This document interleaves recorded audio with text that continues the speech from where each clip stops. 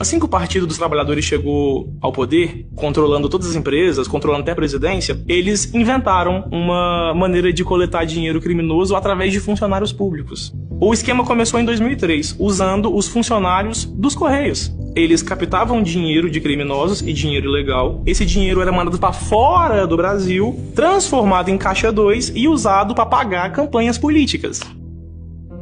O PT tinha mais dinheiro que todos os outros candidatos. Só que um dia, a polícia descobriu que quem pagava as eleições do PT eram criminosos. O Duda Mendonça, que elegeu o Lula, foi chamado para depor na CPI dos Correios. Nesse momento, a minha mulher e a minha irmã estão assistindo meu depoimento.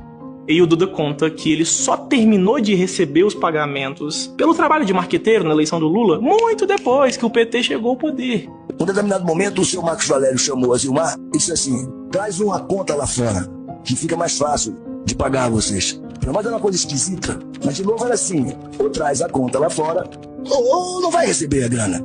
Duda recebeu 300 mil reais em dinheiro vivo, 10 milhões e meio numa conta das Bahamas e 11 milhões 900 mil reais pagos por Marcos Valério. O PT pagou por serviços prestados em 2002 com dinheiro de Marcos Valério depositado no paraíso fiscal das Bahamas. Primeiro fui a CPI porque eu quis, não dá pra me chamar. Fui lá e falei a verdade. Na verdade, esse dinheiro claramente era dinheiro pago de caixa 2.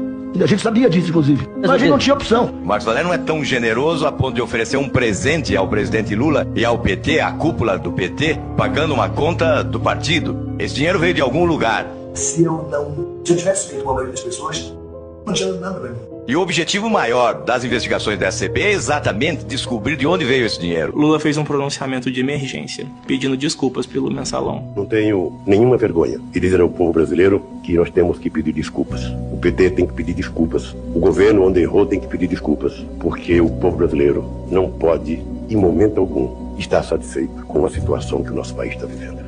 Mas por que e como esse homem, Marcos Valério, pagou ilegalmente 11 milhões e 900 mil a Duda Mendonça para eleger o Lula? Da onde que veio esse dinheiro? O Marcos Valério, então, vai prestar depoimento à polícia e no depoimento de Marcos Valério a gente descobre a origem do dinheiro, o PCC. Uma organização fundada por presos paulistanos. No começo, ninguém acreditava nessa facção. E o PCC ganha muito dinheiro. Abre aspas, o Ministério Público estima que o primeiro comando da capital, o PCC, movimenta anualmente 1 bilhão de reais, dos quais apenas 20% circulam dentro do Brasil. O Ministério Público estima que o PCC movimente cerca de 1 bilhão de reais anualmente. O que torna o PCC uma das maiores facções criminosas do mundo. A gente recebia dinheiro de bingo. E que além disso, no dinheiro dos bingos, os bingos estariam lavando dinheiro do crime organizado.